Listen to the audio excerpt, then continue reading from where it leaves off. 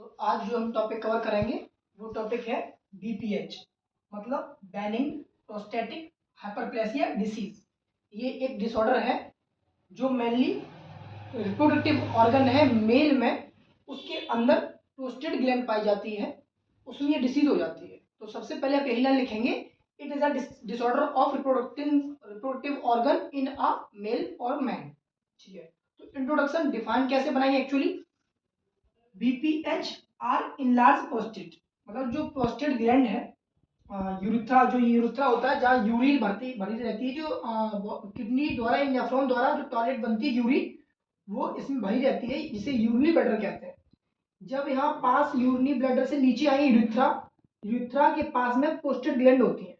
ठीक है ना, ये दोनों, ये प्रोस्टेट ग्लैंड क्या है, लार्ज हो जाते हैं, जिसकी वजह से जो ये यूरिनरी ट्रैक है यूरिथ्रा के पास में, वो प्रॉब्लम क्रिएट करने लगता है। ये हो गया इसका मतलब। It is a non cancerous enlargement of prostate gland.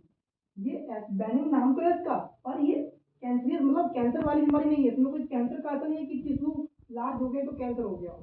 तो ये नॉन कैंसरियस इनलार्जमेंट है, मतलब बड़ा हो जाना किसका, प्रोस्टेट ग्लैंड का, और नॉन कैंसरियस। ठीक है, मेनली किसमें देखने मिलता है, मैन में। This problem occur in old age, mainly जब 40 से ऊपर जो पर्सन होते हैं मेल में, उनके अंदर प्रोस्टेट ग्लैंड की बीमारी यानी बीपीएच देखने मिलती है।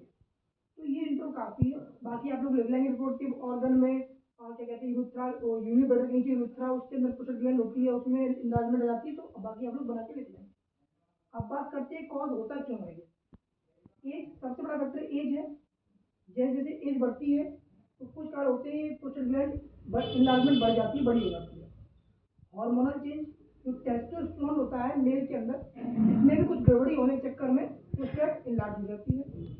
ओबेसिटी, मोटापा, डायबिटिक, इंसुलिन का पेशेंट यानी ग्लूकोज का ज़्यादा हो जाना इंसुलिन की वजह से, अनहेल्थी डाइट, ये 3 कारण और रहते हैं जिसकी वजह से ये वाली बीमारी देखने को मिलती है। सिम्टम्स, अगर किसी को बीपीएच है तो क्या क्या सिम्टम्स होंगे उसके। पहला सिम्टम होगा कि वो यूरिन करेगा तो उसमें स्मेल आएगी, सबसे पहला सिम्टम। दूसरा डायसूरिया, जिसका मतलब है यूरिन जब वो पेशाब करेगा तो उस टाइम पे उसके जो ये यूरिन ब्लैडर और यूरिथ्रा के बीच में जब टॉयलेट निकलेगी तो उसमें दर्द होगा, यानी जो ट्रैक है यूरिन निकलने का उसमें दर्द महसूस होगा। ह्यूमेचुरिया, इसमें क्या कभी कभी ऐसा होता है कि प्रोस्टेट ग्लैंड इतनी इनलार्ज हो जाती है कि उसमें ब्लड आने लगता है, ठीक है, यूरिन में ब्लड आने लगता है। ये एक सिम्टम्स है जिससे पता कर सकते हैं बीमारी है। इनकम्प्लीट ब्लैडर एम्प्टी, और अच्छी तरीके से ब्लैडर भी यानी यूरिन पास नहीं हो पाएगी। रीजन ये की बात है, जब ये हमारी ग्लैंड यहाँ पे बड़ी हो जाएगी तो सीधी सी बात है स्पेस कम हो जाएगा, तो यूरिन बाहर नहीं आएगी, तो यूरिन ब्लैडर भी अच्छे से खाली नहीं हो पाएगा। ठीक, ये थे सिम्टम्स हमारे मैन में। डायग्नोसिस, तो मेडिकल हिस्ट्री जो कॉमन रहती है, फिजिकल एग्जामिनेशन जिससे ये पता कर सकते हैं कि एक्चुअली उसके अंदर बीमारी यही है या कुछ और है। ब्लड टेस्ट कॉमन है सब में।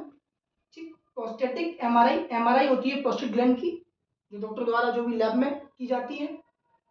यूरोफ्लोमेट्री, इसमें क्या करते हैं, हम इंसान का यूरिन का टेस्ट करते हैं कि वो कितनी स्पीड से और कितने वॉल्यूम में पर डे यूरिन करता है।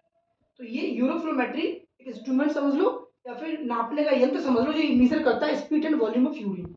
अब एक क्वेश्चन आता है सर्जिकल, यानी अब इसके सर्जिकल मेथड क्या है प्रोस्टेट ग्लैंड को सही करने के।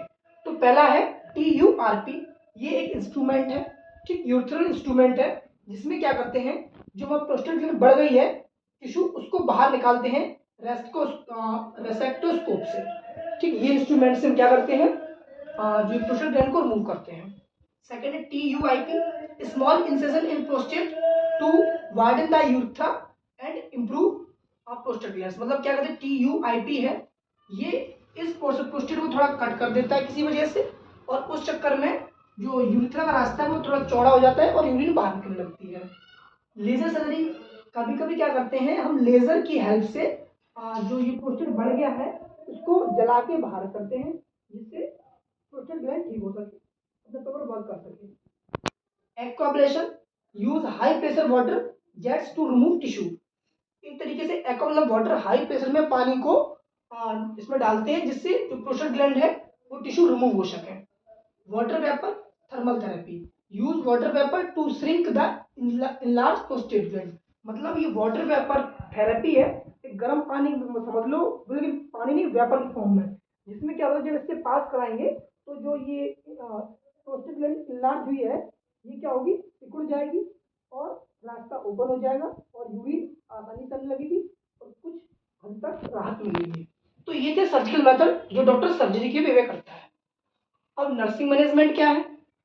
पहला असेसमेंट और मॉनिटरिंग, वो जो भी नर्स रहेगा या जो भी होगा वो देखेगा क्या कि इसका डेली का यूरिन पैटर्न क्या है, किस वे में, दिन में कितना है, तो नाइट में क्या है, मतलब तीनों टाइम पे वो चेक करेगा।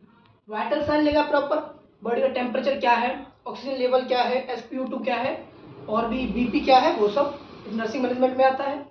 मेडिकेशन, जो भी डॉक्टर द्वारा सर्जरी हुई है, जो भी ये BPH हुआ है, वो तीनों में जो डॉक्टर ड्रग्स या फिर जो मेडिसिन दे रहा है उसको सीक्वेंस में पेशेंट को प्रोवाइड करवाना है।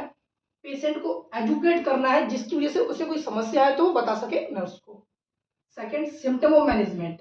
अब सिम्टम में क्या है, उसको बताना है कि फ्लूइड है जो बेड पे जाने से पहले कम मात्रा में लेना है, यानी कम देना है उसको।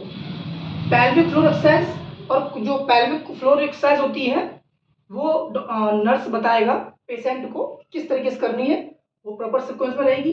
Last, medication management. तो मेडिकेशन वही चार्ट कि वही OD, BD और TDS, चाहे इंजेक्शन हो चाहे ड्रग्स हो, वो प्रॉपर वे में प्रॉपर टाइम पे प्रॉपर पेशेंट को सही टाइम पे उसको देनी है, जिससे प्रोस्टेट ग्लैंड ठीक हो सके और ये बीमारी थोड़ी राहत मिले और BPH है वो ज़्यादा ना बढ़े। तो ये था अपना BPH के बारे में शॉर्ट नोट। एग्जाम के लिए काफ़ी है, बचा पैथोफिजियोलॉजी, वो नेक्स्ट वीडियो में एक साथ सबकी पैथोफिजियोलॉजी कवर कर देंगे। बाकी आज के लिए इतना काफ़ी है।